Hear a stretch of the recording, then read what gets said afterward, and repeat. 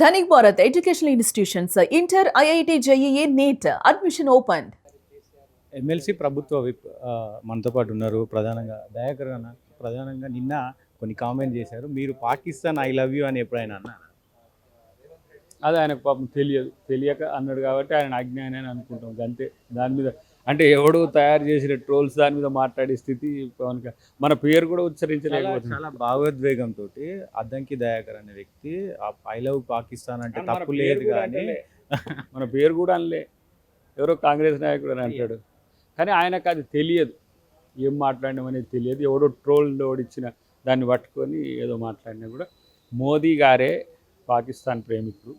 చెప్పినా కదా, రష్యా పోయి పాకిస్తాన్ పోయి నవాజ్ షరీఫ్ ఇంట్లో బిర్యానీ తిని వాళ్ళ మనోరాలు బర్త్డేలో పాల్గొని వాళ్ళ అమ్మ కాళ్ళు మొక్కి వచ్చినాడు. అంతకంటే మోదీ కంటే పాకిస్తాన్ ప్రేమికుడు ఇంకెవరు? మరి ఆయన నాయకత్వంలో పనిచేస్తున్నాం.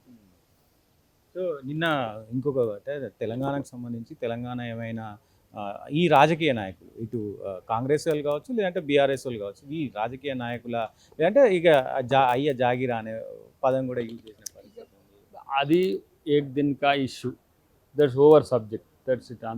అంతకంటే ఎక్కువ మనం మాట్లాడాల్సిన అవసరం కూడా లేదు. అంతటికి జవాబులు నిన్ననే వచ్చింది. మీ ఎనాలిసిస్ ఏంటన్నా? ఆయన ఒక వర్డ్ అన్నారు, నాకు ఆంధ్రప్రదేశ్లోనే దిక్కు లేదు, సో ఇక్కడ నేను వచ్చి ఏం చేస్తారు, మీరు ఎట్లా చూస్తారు?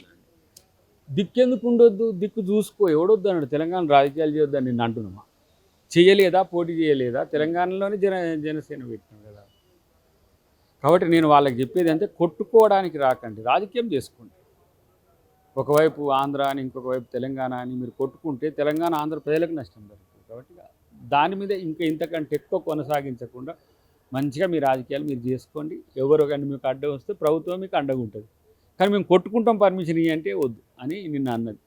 కేటీఆర్ ఈరోజు మాట్లాడుతూ కాంగ్రెస్కి ఇప్పుడున్న ప్రభుత్వానికి రేవంత్ రెడ్డికి దమ్ముందా, ఇప్పుడు ఎలక్షన్స్కైనా మేము రెడీ, కాంగ్రెస్ రెడీ ఉందా?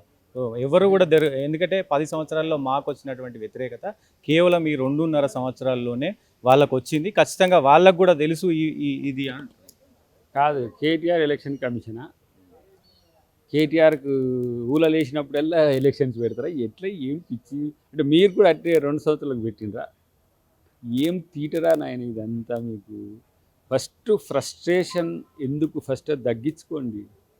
5 సంవత్సరాల కొరకు ప్రజలు తీర్పునిచ్చిండ్రు, 5 సంవత్సరాల కొరకు వెయిట్ చూడండి. తర్వాత మళ్ళీ ఆ దమ్ము ఉందా లేదా రేవంత్ రెడ్డి గారు చూపిస్తారు, అప్పటి వరకు వెయిట్ చేయండి. ఇప్పుడే ఎందుకు ఇంకా మీకు అసలు మీరే కకావికలమై ఉన్నారు. మీ చెల్లె బయటికి వెళ్ళి మీ బావ ఎటు పోతుందో తెలియక మీ డాడీ ఇంట్లో వండుకొని నువ్వు బయట తిరిగి ఎటు పోతుందో మీరు చూసుకోండి. ఫస్ట్ ప్రజా సంక్షేమాలు ఏమి అమలు చేయట్లేరు అంటే ఎవరన్నారు? అంటుండు ఈ 2.5 సంవత్సరాల్లో ఒక బస్సు ఫ్రీ తప్ప వేరే ఏది కూడా సరిగ్గా చేయలేదు. అంటే ఏమంటాము, నటించేటోళ్ళకి మనం ఏం చెప్పినా అర్థం కాదు. కాబట్టి ఆయన ప్రజాక్షేత్రంలో లేడని అర్థమవుతుంది. ప్రజాక్షేత్రంలో తిరుగు తెలుస్తుంది. తెలంగాణకి ఓజీ ఎవరైనా ఉన్నారంటే అది కేసీఆర్, ఆయన తప్ప ఎవరు లేరు అని. కేసీఆర్ అంటే నాజీ నాజీగా పరిపాలించే ప్రయత్నం చేసింది. ఇప్పుడు రాజీ పడి భారత రాష్ట్ర సమితిని పెట్టుకున్నాడు. ఫస్ట్ దాంట్లోకి వెళ్ళి మీరు ఏదో ఒక పేరు తీసేసి పెట్టుకోరు, అట్ననే పెట్టుకొని తెలంగాణకు మేము అని చెప్పుకోరు. ఇంకా భారత రాష్ట్ర సమితిని పెట్టుకొని తెలంగాణకు బ్రాండ్ అంబాసిడర్ అని చెప్పుకుంటే మీకే సిగ్గుపోయేది. సో ఇప్పుడు 2027లో పాదయాత్ర చేస్తారంట.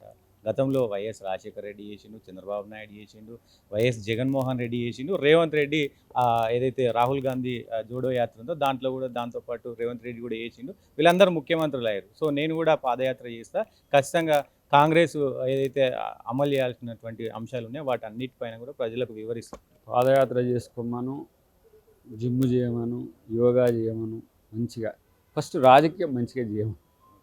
అదొక్కటి చేస్తే మిగతా అన్నీ ఆలోచించుకోవచ్చు. రాజకీయం తెలియకుండా తిరుబురి వేషాలు వేసుకుంటా నాకు అధికారం వస్తుంది అనుకుంటే ఎవరు కూడా పట్టించుకోరు. ఆ విషయం ముందు తెలుసుకుంటే మంచిది. మిత్రులు ఏం చెప్తారు?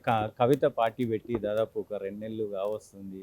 సో ఇలాంటి కాంగ్రెస్ పైన కూడా కొంత ఆమె సూచనలు చేస్తుంది, ఒక్కొక్కసారి విరుచుకపడుతుంది. నిజంగా ఆమె అంటున్న దాంట్లో నిజాలు ఉన్నాయంటారు? తెలంగాణ ప్రజలు నమ్మితే ఆమె రాజకీయం కొనసాగిస్తుంది. చేసుకోవడాన్ని మనం ఎందుకు వ్యతిరేకించాలి? విరుచుకపడని, సానుభూతి ఉండని, సహకరించని, వ్యతిరేకించని, అది ఆమె ఇష్టం. సో రాజకీయాలు చేసుకోవద్దంటే మీరు నేను ఎవరము కాదు. కాబట్టి రాజకీయాలు చేసే క్రమంలో ప్రజల కోసం మనమేం చేసినాం గతంలో అనేది కూడా ఒకసారి స్మరించుకొని మనం ఏది మాట్లాడినా దానికి విలువ ఉంటుంది. అంటే ప్రధానంగా అప్పుడు 2023లో ఉన్నటువంటి సిచ్యువేషన్ కావచ్చు, ఆ టైంలో మీరు నిరుద్యోగులకు ఇచ్చినటువంటి భరోసా కావచ్చు, అవి ఇప్పుడు కొంత మళ్ళీ వ్యతిరేకం అవుతున్న పరిస్థితి ఉంది. ఎందుకంటే 2 లక్షల ఉద్యోగాలు అని చెప్పేసి అన్నారు కాంగ్రెస్, ఇప్పుడు మమ్మల్ని మోసం చేస్తుందని నిరుద్యోగులు మళ్ళీ రోడ్డు బాట పడుతున్న పరిస్థితి కనబడుతుంది. వాళ్ళకి ఏం భరోసా ఇప్పుడు ఇవ్వాలి? మూడు నోటిఫికేషన్లు వచ్చినాయి. మళ్ళీ నెక్స్ట్ మంత్ మళ్ళీ 45 డేస్కు మళ్ళీ 3 నోటిఫికేషన్లు వస్తాయి. ఖాళీలు ఉన్న నోటిఫికేషన్లు అన్నీ కూడా వెంటనే పడుతూనే ఉంటాయి. వాటికి ప్రిపేర్ అవ్వండి. రాజకీయ నాయకులుగా మేము ప్రేరేపించినా కూడా మీరు ప్రేరేపింపబడకండి. చదువుకోండి, మంచి అవకాశాలు వచ్చే పరిస్థితి తెస్తే. ఇప్పుడు ఏజ్ రిలాక్సేషన్ కూడా 10 years ఇచ్చినాం కాబట్టి మళ్ళా అవసరం వస్తే చూద్దాం పరిస్థితి. కానీ ఇప్పటికీ 67,000 పైచిలుకు ఉద్యోగాలు గత ప్రభుత్వంలో నింపాల్సి ఉంటే నింపలేకపోయినాయి. నింపినందుకు ముఖ్యమంత్రి గారు సంతృప్తిగానే ఉన్నారు, ఉద్యోగాలు పొందిన వాళ్ళు సంతృప్తిగానే ఉన్నారు. ఉద్యోగాలు రాని వాళ్ళు ఒక అసంతృప్తి ఉంటుంది. వాళ్ళ కోసం నోటిఫికేషన్లు వేస్తూనే ఉందాం. సో రేవంత్ రెడ్డి గారి విజన్ ఏంటి అసలు? 2034 వరకు ఖచ్చితంగా ఎవ్వరు ఏమన్నా నేనే సీఎంగా ఉంటా, ఆయన విజన్ ఏంటి? మంచిగా పరిపాలిస్తున్నాడు కాబట్టి ఆయనకు ఆ నమ్మకం ఉంది, ఆ భరోసా ఉంది. ప్రజలు ఆయనకు పట్ల ఆశీర్వదిస్తున్న తీరు చూస్తున్నారు. ప్రతి ఎలక్షన్లో కూడా ఆయనకు ప్రజలు ఆశీర్వాదం చూస్తున్నారు కాబట్టి ఆ నమ్మకంతోనే చెప్తారు.